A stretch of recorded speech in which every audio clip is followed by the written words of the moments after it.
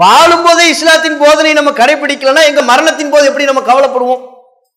வாழும் போதே இஸ்லாத்தை பின்பற்றுவது குறித்து கவலைப்படாமல் வாழ்வோமையானால் மரணிக்கும் போது இஸ்லாத்தை பின்பற்றுவதை பற்றி கவலைப்படுவோம். முஸ்லிமா மரணிக்கணுங்கிற கவலை அவனுக்கு எப்படி வரும்?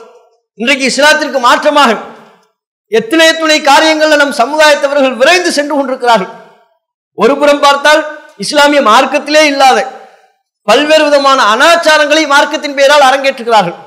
அப்படிப்பட்ட அனாச்சாரங்களான காரியங்களிலே ஈடுபடுகிறார்கள். அப்படி ஈடுபடக்கூடியவர்கள் அவங்க என்றைக்காவது இந்த நிலையில நம்ம இருக்கிறோமே, தாயத்து, தர்கா வழிபாடு, கத்தம் பாத்தியா, மௌலுது, மீலாது, இப்படி மார்க்கத்தில் இல்லாத பல்வேறு விதமான அனாச்சாரங்களில் நாம் ஈடுபட்டு கொண்டிருக்கிறோமே, இந்த நிலையில் நம்மை மரணம் வந்தடைந்து விட்டால் நாம் என்ன செய்வது? அது இஸ்லாத்தில் உள்ள மரணமாக அமையுமால்? தாயத்து கட்டிய நிலையில் ஒருவர் மரணிக்கிறார்னா ஒரு முஸ்லிமா மரணிக்கிறாரா? யோசிச்சு பாருங்க. தர்கா வழிபாட்டை தம்முடைய வாழ்க்கையிலே நடைமுறைப்படுத்தியவராக ஒருவர் மரணிப்பாரையானால், அதிலிருந்து திருந்தாதவராக, அதற்காக வேண்டிய அல்லாஹ்விடத்தில் மன்னிப்பு கேட்காதவராக ஒருவர் மரணிப்பாரையானால் அது முஸ்லிமா மரணிக்கிறதா? அப்படிப்பட்ட அந்த பிதஅத்தான காரியங்களில், இஸ்லாத்தில் இல்லாத அனாச்சாரங்களில் ஈடுபடக்கூடியவர்கள் அது குறித்து கவலைப்படுறாங்களா? இது ஒரு புறம். இன்னொரு புறத்தில் பார்த்தால் அவைகள் எல்லாம் அனாச்சாரங்கள் தான், பிதஅத்துகள் தான் என்று விளங்கி வைத்திருக்கிறார்கள். ஆனால் இஸ்லாத்தின் போதனையை தன்னுடைய வாழ்க்கையில கடைபிடிப்பது கிடையாது. கொள்கை மாத்திரம் வைத்துக் கொண்டிருக்கிறார்கள். கொள்கையின் அடிப்படையிலான செயல்பாடுகள், அதை ஒட்டிய வெளிப்பாடுகள், தொழுகை, இறைவனுக்கு எல்லா காரியங்களையும் கட்டுப்படுவது, நமக்கு வசதியான சௌகரியமான காரியங்களில் மாத்திரம் அல்லாஹ்வையும் அல்லாஹ்வுடைய தூதரையும் நாம் அழைத்துக் கொள்ளாமல், சிரமமா இருந்தாலும் நான் அல்லாஹ் கட்டுப்படுவேன், என் வாழ்க்கையில இதை நடைமுறைப்படுத்துவது எனக்கு நஷ்டம் என்றாலும் சரி, உலகியல் ரீதியாக நஷ்டமா இருந்தாலும் நான் அல்லாஹ் ரசூலுக்கு கட்டுப்படுவேன் என்று வரணுமா இல்லையா? வட்டி அடிப்படையிலான கொடுக்கல் வாங்கல், பல பேர் அதை தவிர்ப்பதற்கு தயங்கி கொண்டிருக்கிறார்கள். ஏன் தயங்குறாங்க?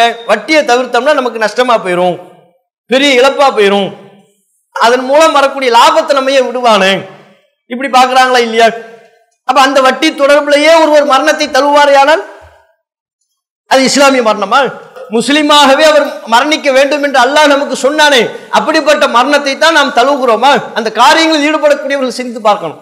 எந்தெந்த பொருட்களை எல்லாம் அல்லாஹ் ரப்புல் ஆலமீன் ஹராம் என்று நமக்கு சொன்னானோ, எந்தெந்த செயல்பாட்டை ஹராம் என்று அல்லாஹ் ரப்புல் ஆலமீன் நமக்கு தடை விதித்தானோ, அந்த ஹராமான காரியங்களில், அல்லாஹ்வால் தடை செய்யப்பட்ட காரியங்களில் ஈடுபடக்கூடியவர்கள் அதில் ஈடுபடக்கூடிய நிலையிலேயே மரணித்தால் நம்முடைய நிலை என்னன்னு யோசிச்சு பாருங்க.